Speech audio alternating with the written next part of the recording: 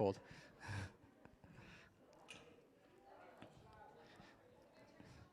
All right, so this joke, I believe, was probably when I was the age of these kids.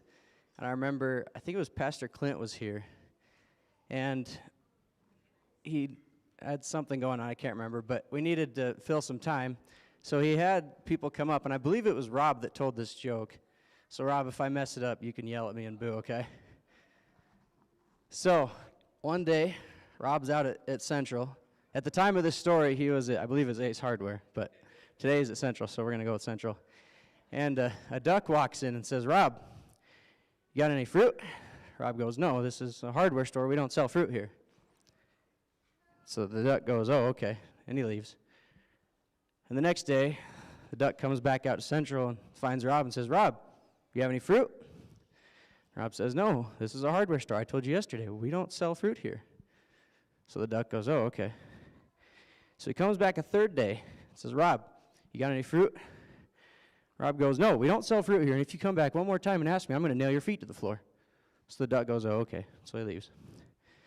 The fourth day, the duck comes out, Rob, you got any nails? Rob goes, no, we just sold our last one. Oh, you got any fruit? I hope I did that one justice, but. So, if you haven't got to meet my son, this is Asher Mateo Schuchard. He's just waking up. He is, yeah. He's got the same exact hairdo as I do. Today, it's kind of fitting.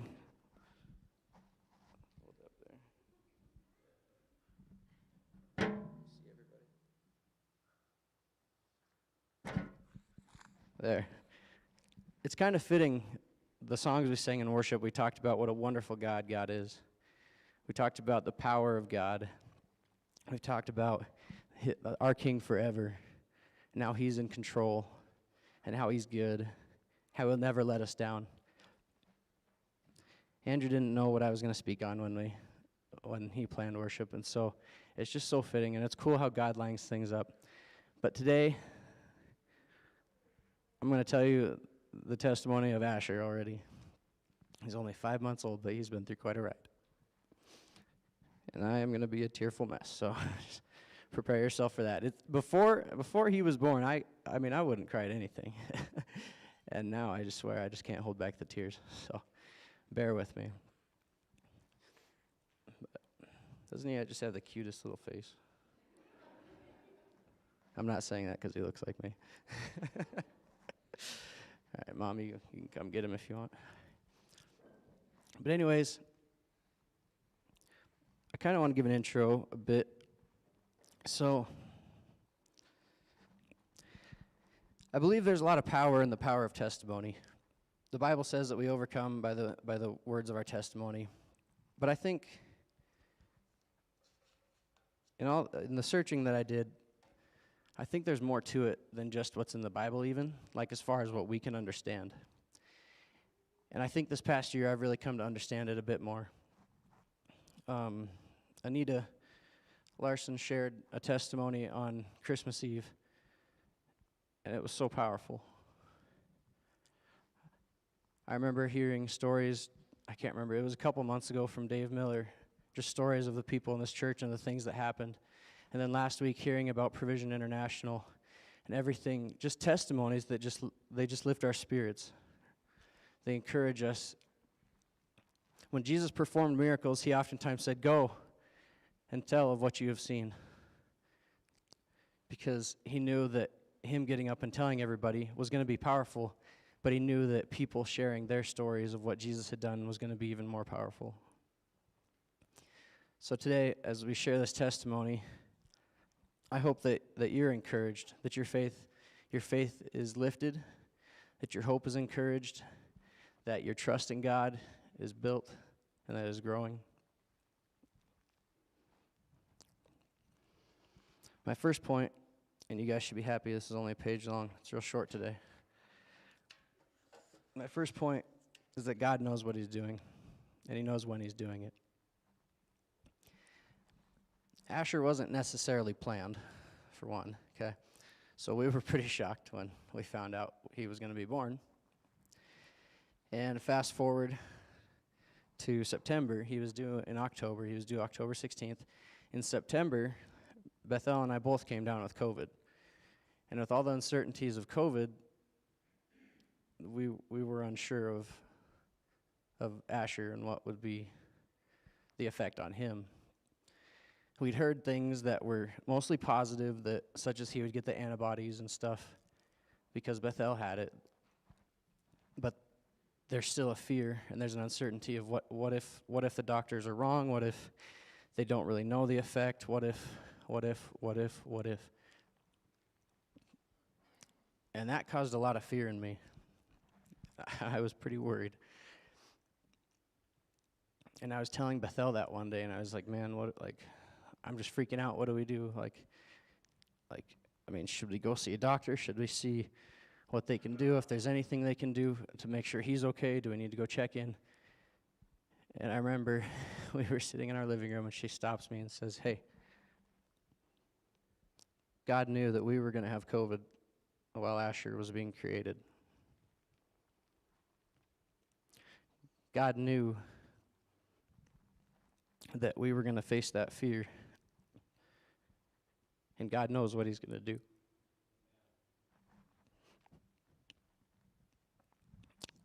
It was reassuring and building in my faith, but also scary because we know sometimes things don't end the way we want them to.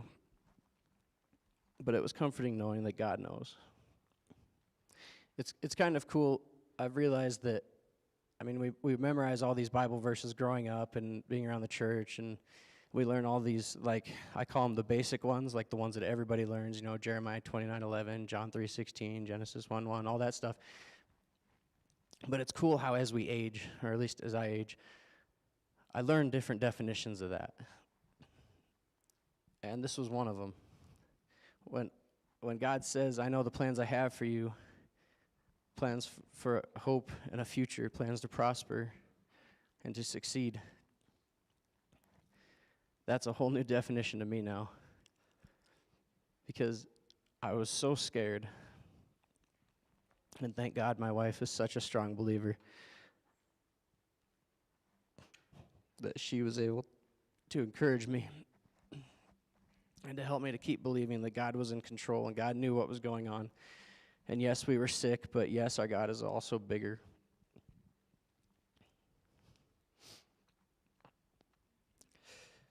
So,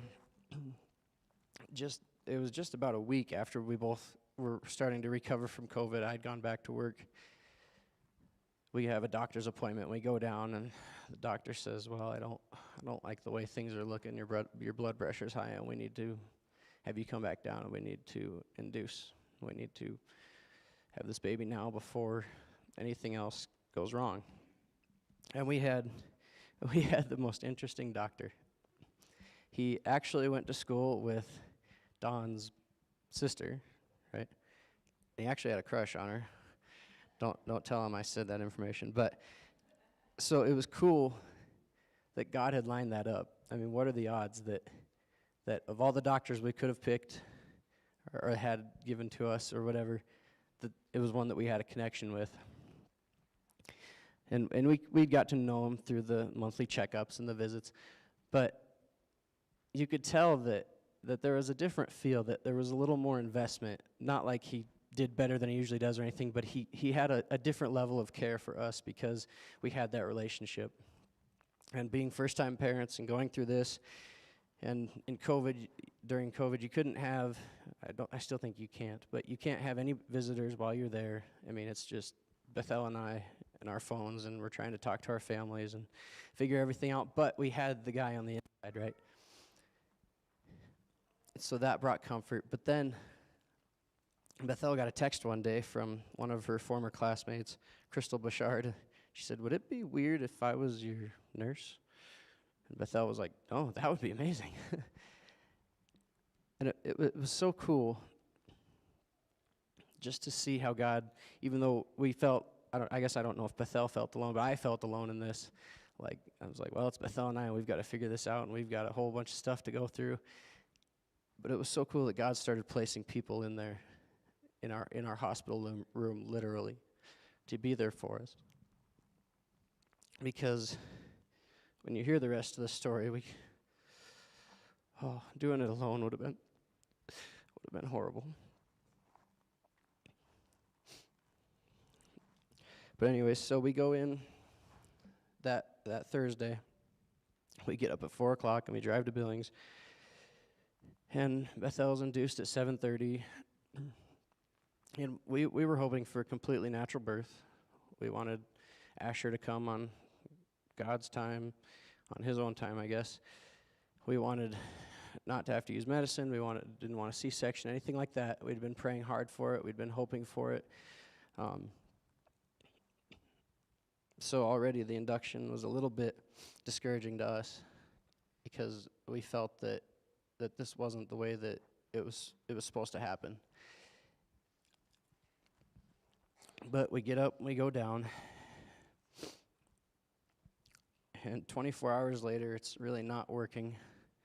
It's 7 o'clock the next morning, and Bethel is going through these insane contractions. Like they say, one thing Bethel's probably told any of you that have heard the story is like, there's no break. There's no break. A lot of the people, they say, oh, you have a contraction, you can watch it on a little monitor, and it comes up, and it comes down, and there's like a 45-second break, and it comes up, and it comes down. Well, Bethel's contractions were so intense that we had a big TV screen that you could watch it on. You'd see it go up. Pretty soon it would be off the TV screen, off the TV screen, off the TV screen. And a minute later, you'd see it start to come down over here. And then it would go back up. It would never drop all the way back down. And she put up with that for 24 hours, finally. And not funny. I'm not saying it's funny, but so during this whole time, of course, anybody who's ever had a baby or been a part of their wife or anybody having a baby knows that you get a little thirsty, right? You want to go get some water, you want to go get some ice. So I had to go out, and there's the little nurses station where the nurses have their computers, and they sit there and type all day. They have the stuff up on the wall, and then just to the side of it was the ice machine and the water fountain, and they had juices and whatnot. And so I would have to go out by the nurses station, and several times I would open the door, and the nurses would all be there staring at Bethel's monitor because they could see it out there, just watching it, and they're like, just amazed at these contractions. But after 24 hours, she was able to have what's it called? The epidural, thank you. And so then she was able to get a little rest. We'd been up for 28 hours at this point. I don't think Bethel had slept a wink. I'd slept for a couple hours. I was the lucky one. But so then after a couple hours, I believe it was about 12 hours. We decided it was time to start bringing Asher into this world. So he's starting to do his thing, and the nurses and the doctors all come in, and she's still just she's in like so much pain, and she's like she can feel it, which is weird because an epidural, it's supposed to numb you. You're not supposed to, you can feel a little bit, but you're not supposed to feel a whole lot. But turns out Bethel is a little disaligned, her nerves. So when they did the epidural, it only worked on one side. So she was still feeling all the pain on the other side. And so for 36 total hours, she was in labor with only 12 hours partially numbed.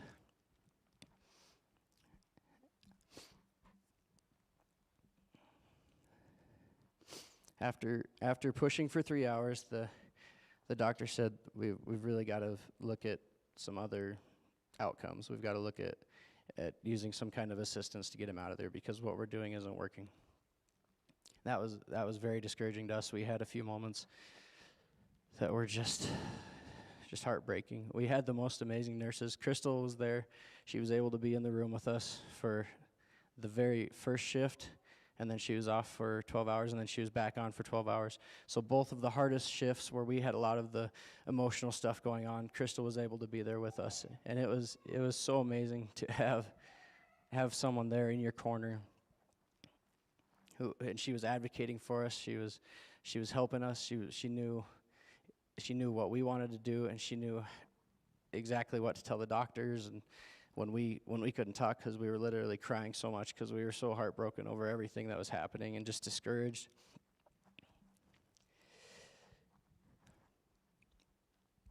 So we decided we had to use the little vacuum thing. And I'm not going to get real detailed because I won't be able to even get through it because I will cry like crazy. But the vacuum doesn't work. They said they've never had it not work. And after 3 tries, it still didn't work. So they said, okay, we've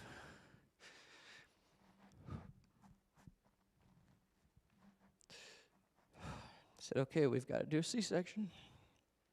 Literally everything we had on our list of things that we wanted and had prayed for, they're all checked off because they're not working. And I'm not saying that because I know so many births have been that way, and I'm not complaining. Don't hear that from me. Hear the point I'm trying to tell you is the discouragement that we felt, the pain that we felt, the heartbreak that we were going through. And so they come in and they take her, and they gave us about a minute so we could pray together, and they took her away, and they wheel her into this room, and I have to go out and I have to get in this suit so that I can come in. And they said, it'll be like 3 minutes and you can come in and you can be there with her and we'll go through everything. Well, 3 minutes came and went, and 4 minutes, and then 5 minutes, and then 6 minutes, and pretty soon it's 15 minutes. And then it's 20 minutes, and nobody's coming and talking to me. I have no idea what's going on. I can't see. I'm freaking out. I'm praying. mostly angry prayers. Like, God, why are we even here? Why are we in this situation? What have we done? Like, why couldn't anything just go the way we wanted it to? Like, we prayed so hard for this. I was having a pity party. I definitely was. And the doctors, they're not coming out. And then finally they come out after like 20 minutes, and they get me. They say, okay, you can come in. And so I'm going to try and paint this picture the best that I can for you. So I walk in. There's a big room, and it's all white, and they've got a little baby station over here. We called it the incubator. I don't know what it's actually called. But then there's the table where Bethel is, and then they had some other instruments over here. And I walk in, and Bethel is not really conscious. She's sitting there, and she's just shaking. And they haven't begun the C-section yet, and that freaks me out, of course, because I have no idea what's going on. And as I sit down, I'm holding a puke bag, and I'm trying to hold her hand still because the doctors are trying to work, and her whole body is just convulsing, and she's shaking, and she can't hold still, and they've got her Velcroed, holding her to the table. And a nurse comes over, and she starts to explain to me, well, the medication that they gave her, the epidural didn't work, so they tried to give her another one, and that one didn't work. So then we had to take it out, and we put a spine block in. And so now Bethel's got an insane amount of medication in her. And Bethel doesn't take medicine. She'll get sick, and I'll try to give her a cough drop or a Tylenol, and she'll refuse it. So imagine not really ever using medication, then just being blasted with it, and with 2 times the normal amount. She's sitting there. She's not reacting well. The doctors finally get Asher out, and they say, okay, you can look, and they hold him up, and then just as quickly as they stuck him up there, they pull him down, and he's purple, and he's not moving, and he's not crying, and he's not breathing.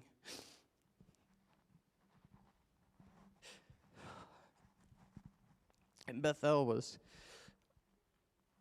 in and out. She would kind of try to talk to me. She would try to communicate with me, but the one thing she got out was, why isn't he crying? And I can't see. They have a big thing here, so I can't see what they're doing. And so I'm like trying to look around it.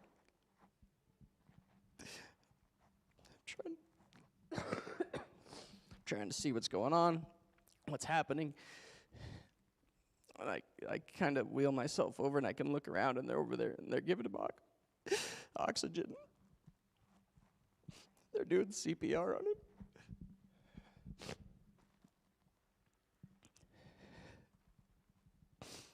Talk about being scared. My wife's on the table. She's not reacting well to the drugs. My son is over here, and they're doing CPR on him. The last 36 hours of labor have been a pain and a mess.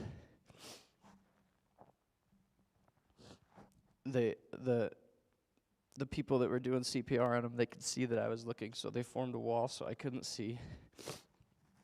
And I mean, it was just a few minutes, and then finally one of the nurses came and said, "Come here, come see your son." His oxygen was at 4%, and for 12 minutes they had this little oxygen thing they're squeezing, giving the breath to him, and they get him up to 12%. And then after about another 4 or 5 minutes, they get him up to 90.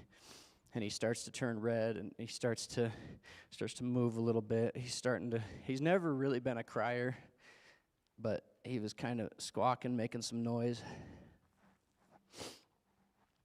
And so they wrap him up, and they bring him over to me so I can sit there with Bethel. Bethel is so loopy, she can't see him. He's like right by her face. She doesn't know like what's going on. She can't tell he's there. I keep telling her like he's right here, he's right here. She's still freaking out. Why isn't he crying? Why isn't he crying? And man,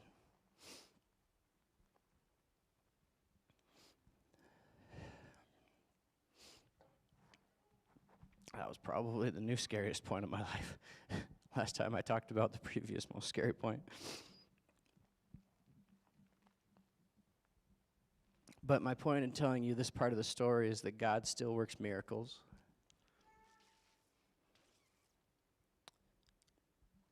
In Psalm, David wrote, it's in chapter 77, verse 14, "You are the God who works wonders. You reveal your strength among the people."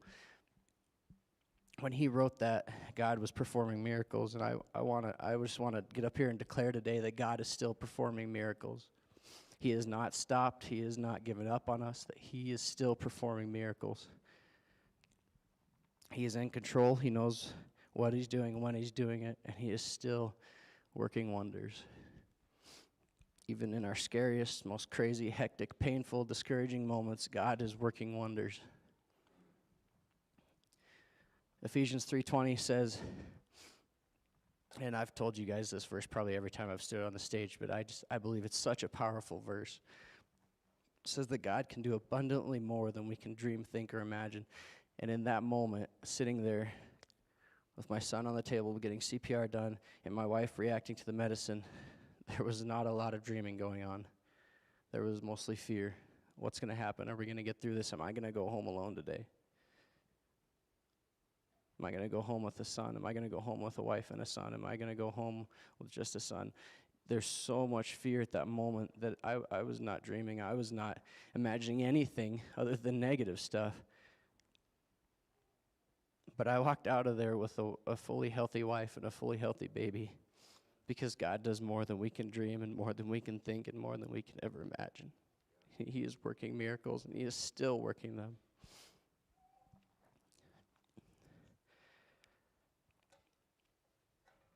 So now that we've got through the hard part, everything else has been a cakewalk.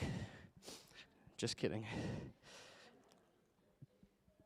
We get back to the room, and because of the vacuum, they had to attach it to his head, and it had torn a little bit. You can see he's got a blood vessel above his eye that is like right next to the skin that you can see as a result of it, but his whole head was swollen.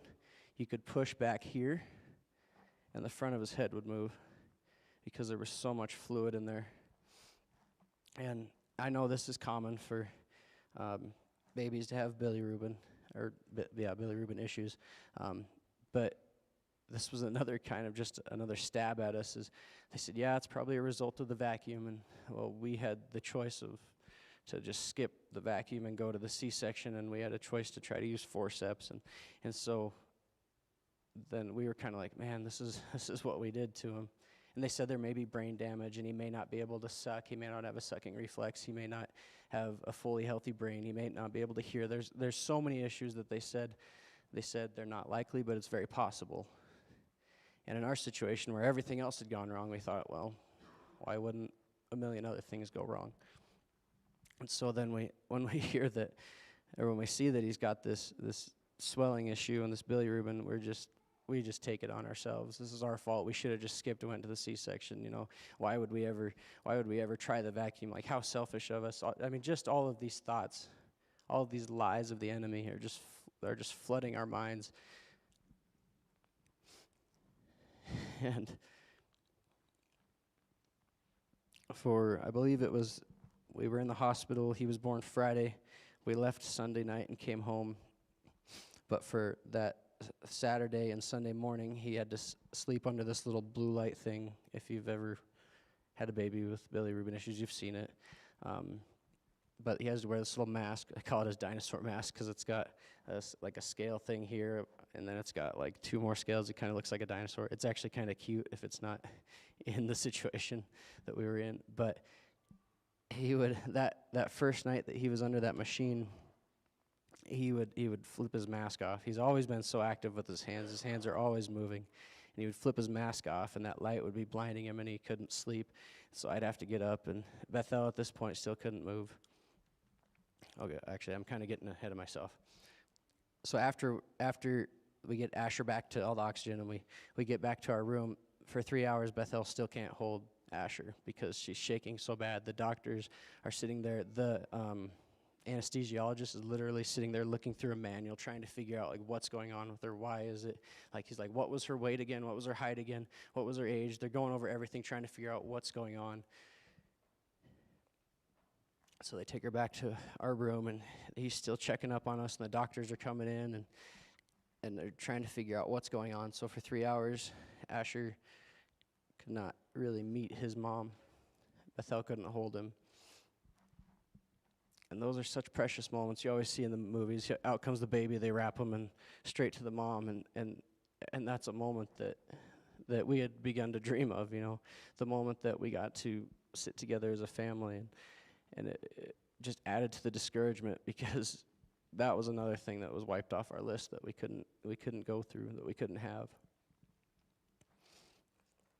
But fast forward back to the bilirubin thing. So like every 10 minutes he would flip his mask off, and I'd get up and I'd help him, and I'd go sit back down and try to go back to sleep, and then he'd flip his mask off, and then I'd have to get up again. And it happened every 10 minutes for like 4 hours, and the nurse would come in and check on us.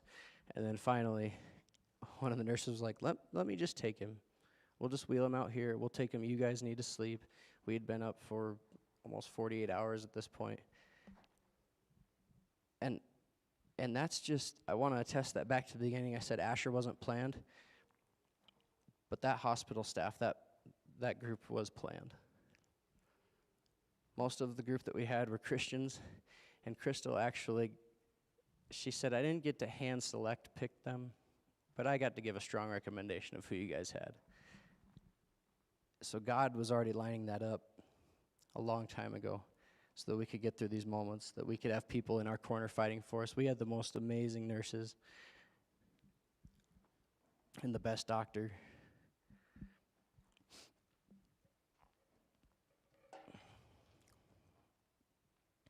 But it's easy in those moments to believe the lies of the enemy. It's easy to take the blame on ourselves. He's suffering, he's going through all of this pain for these 3 days because of us, because of our decision, because of our selfishness, because I'm not good enough, because blah, blah, blah, blah, blah, blah, blah. All these lies that the enemy is just shoving at us while we're weak, while we're down, while we're discouraged, while we're tired, while we're alone. He's just shoving all these lies at us.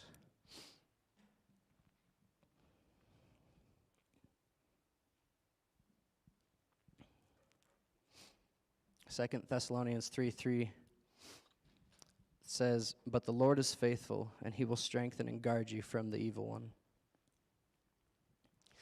During this whole process, we had people texting us that didn't even know what was going on, and God was showing his faithfulness through that.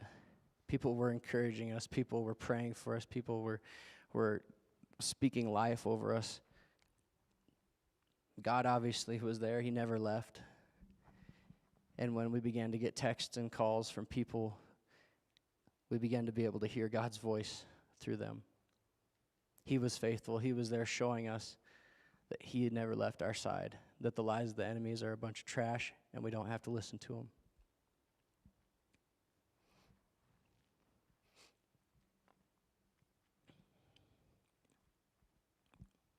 For the next 11 weeks after he was born, to add on to all the other issues he had at the beginning, he couldn't gain weight, which is very typical for a lot of babies.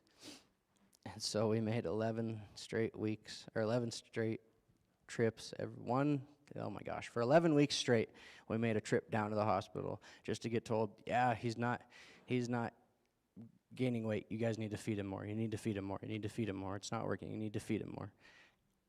And for I'm sure other people have been through that in this room. It's just, it's so painful to sit across from a nurse and have them telling you that, because you're thinking, I'm not good enough to raise this child. I'm not good enough to take care of this boy. I'm not good enough for this. I'm not a good enough father. I'm not a good enough mother. And those are just more lies of the enemy. So I promised you that today was going to be short, but I want to leave you with two thoughts. The first thought is I hear a lot of people that say God won't give you more than you can handle. I think that's a lie. I think God purposely gives you more than you can handle, because then you have to rely on him. And that's just my opinion. Don't take it for gospel. But if God wouldn't give us more than we could handle, we'd have never went through this. But he gave us more than we could handle, so we had to rely on him. He gave us more than we could handle so that we could encourage and grow our faith, that we could build our trust in him, that in those moments when Bethel's on the table, that I have to lean into God, that when we get home and he's not gaining weight, we have to lean into God and say, God, we know you've given this child to us, and you know that you are working and that you are going to help him to gain weight. And so I am very happy to tell you today that he is fully healthy. His only issue is right now he's got a little stuffy nose. Everything else is fine. He has the sucking reflex that the doctor said he probably wouldn't. They even took him away for a 4-hour time because they didn't think he had it. And they were trying to figure out what to do. Well, that kid sucks a pacifier like no other.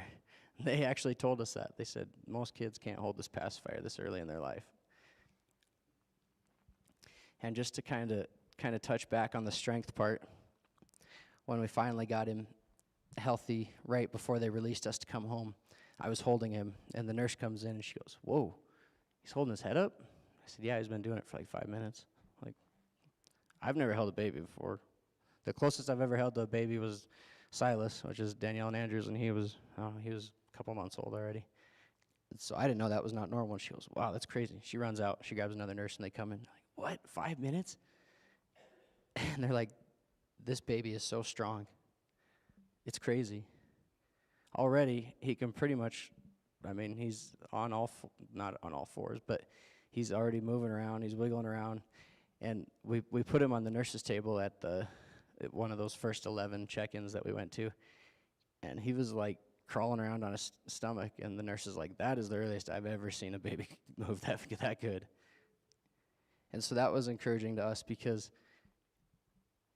even though we were beat down, that we were tired and we were weak, and everything had gone wrong, we could see that God was giving strength to Asher. He's still the spunkiest little kid, and I love him so much, but he is so active.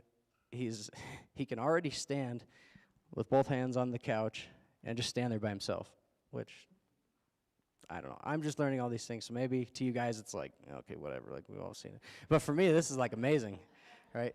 Thinking 5 months ago, I thought I was losing my entire world, and then now, here we are, he's standing already holding onto a couch. It's just, such a turnaround. I mean, it's just a testimony of God's goodness. It's a testimony of what God can do and what God does. The second thought I want to leave you with is basically just a summary of the 3 points that I had. I hope it encourages you, and I hope that it gives you faith and hope for your situations.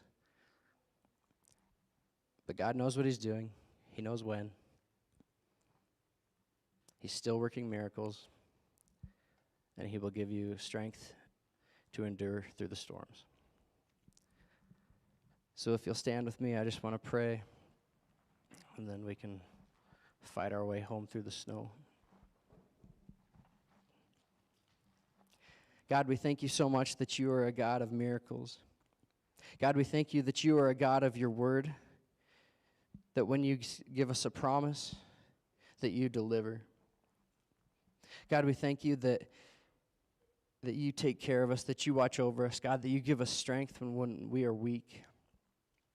I pray that anybody who is going through anything right now, God, that you will give them strength. God, I pray that they would feel encouraged today, that they would leave with a hope that you are in control, that you're working miracles, and that you're giving them strength. God, I pray that just like we were surrounded with nurses and people that were calling and texting, I pray that you would surround everyone who's in a storm right now. Surround them with believers. Surround them with people who speak life into them, people who speak love and truth into them. God, I pray that you would mute the enemy, that you would mute the lies that he tries to tell each and every one of us. God, I pray that you would make your voice be heard and make it so loud. Let us take it with authority. Your word says in Matthew 10:1 that we can cast out sickness, disease, and any evil spirit. So God, right now I take that authority that you give us, and if there is anybody that is listening to the lies of the devil, I cast that out. I say in the name of Jesus, shut up. You cannot speak into our lives negatively anymore. We are listening to the King. We are listening to the one who is in control, the one who is working miracles, the one who knows the plan that he has for us before we are even born. For anyone who is going through any sicknesses or disease, we take that same authority and we say, get out. We are listening to the God of healing. We are trusting the God of healing, the God of restoration, the one that heals relationships, the one that heals sickness and pain. God, we stand on your word this morning that you do more than we could ever dream, think, or imagine. I pray that as we continue through the rest of this day and through the rest of our week, God, that we would live with that courage. I pray that we would dream, and then, God, I pray that we would see that you do even more than we could ever dream, think, or imagine. We love you, Lord, and we pray a blessing over our pastor and his family. I pray that you would speak to them. Pray that you would bring healing to them if they need it, restoration to them. God, I pray that health over them. I pray for new vision and new wisdom. God, I pray as Pastor Jared returns to speak, I pray that you would increase the flame that's already in him.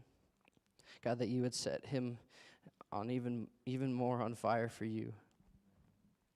God, I pray that as a church that we would support him, that we would pray for him and his family. God, I pray that we would speak truth over him and his family. And God, we just pray that you would continue to fill him with your anointing. Fill them with your blessing. We thank you, Jesus, in your name. Amen. Thank you for coming today. It was good seeing everybody here, and have a safe trip home.